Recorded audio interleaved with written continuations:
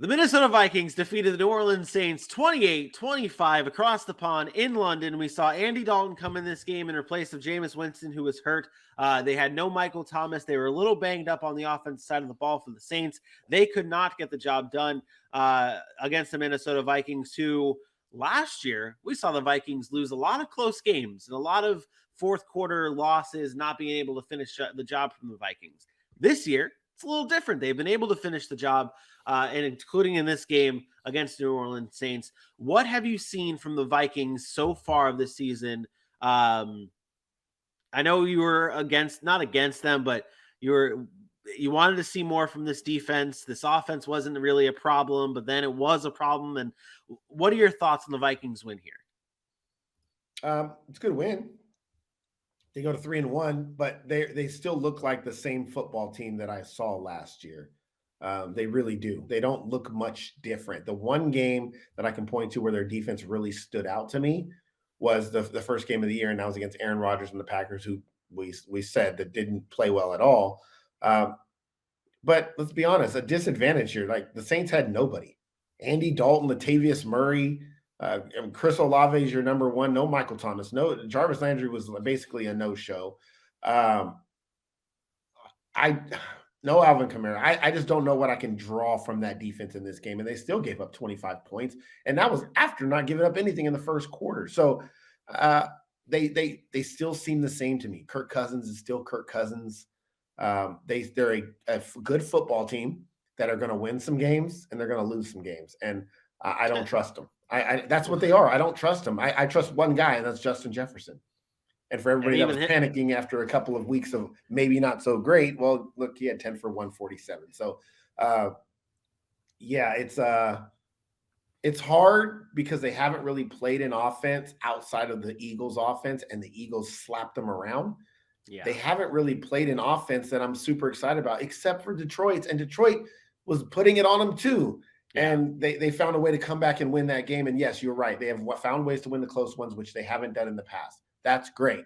That's what I wanted to see from them, to be completely like, I know. Yeah, but is it against teams that you're like, oh yeah, like they found a way to win Detroit and New Orleans with none of their players? We've almost flipped it here, because I do remember at the beginning of the season, I'm gonna be consistent here. At the beginning of the season, I was on the side of my biggest thing that I wanted to see from the Minnesota Vikings is being able to finish games. Like, I remember saying those words, and now they're learning. They're finishing games. They're being able to I mean, realistically, this game is a double doink away from going to overtime, and we might not even be talking about the Vikings winning this game. That's what it kind of comes down to. But a win is a win. They got the job done.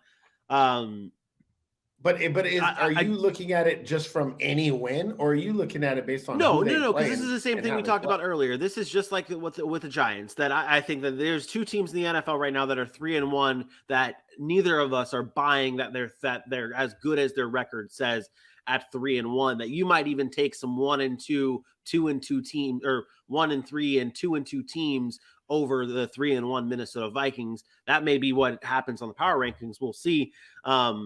But so you bring up the late season, and I went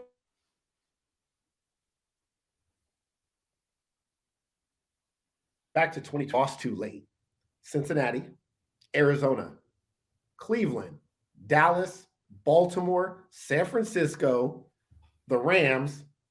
Seven of those games were against playoff teams, except for Cleveland. So 6 of the 7 that they did were against playoff teams. It's not impressive to me when they do it against Detroit. Like, that's cool, but you're supposed to beat them. And yeah, you may win that game late down the stretch, but when are you going to beat the teams down the stretch like that you're going to play in the playoffs? Because I think that's when it matters.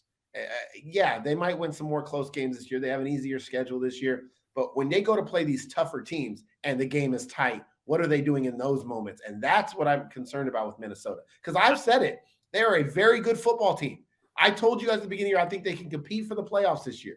But through 4 weeks, they look like the exact same Minnesota Vikings that they looked like in the past, despite the winning. If one of those games turned into a loss, they'd be 2-2, and we'd be like, that's what the Minnesota Vikings are. Yeah. But they happen to win the game, and now they're 3-1. So I want to see it against better competition. That's all I'm saying. And now, it's fair.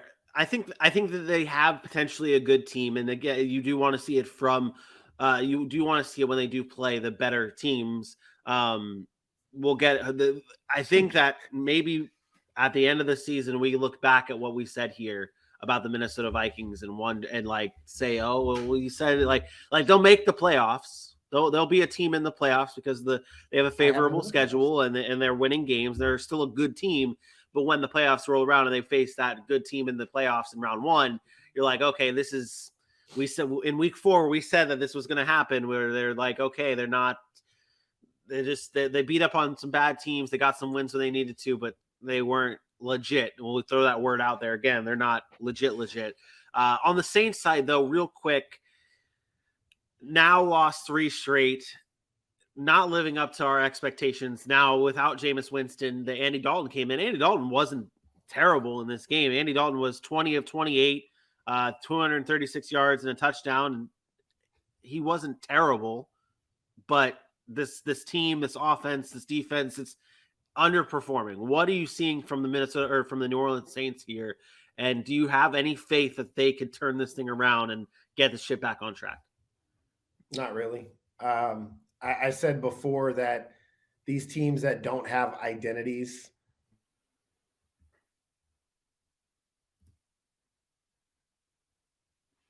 they want to be on offense. And as long as that's the case, then they're not going to have success. And hopefully Alvin Kamara gets back and healthy, and that'll help. But I still don't know. I think this was more about the style they wanted to play because Andy Dalton was on the field.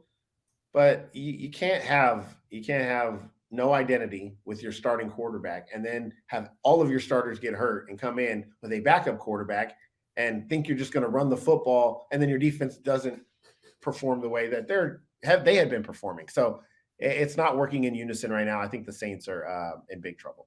Yeah, I agree. Sound the alarms. Sound the alarms, New Orleans, in my opinion, for the Saints. My player of the game here, though, it goes to the man we talked about before. It is Justin Jefferson in this game. 13 targets, 10 receptions, 147 yards, and a rushing touchdown. He said, Cooper Kupp, I saw you. I see you with the rushing touchdown. Let me get one of my own here and have a dominant day as well.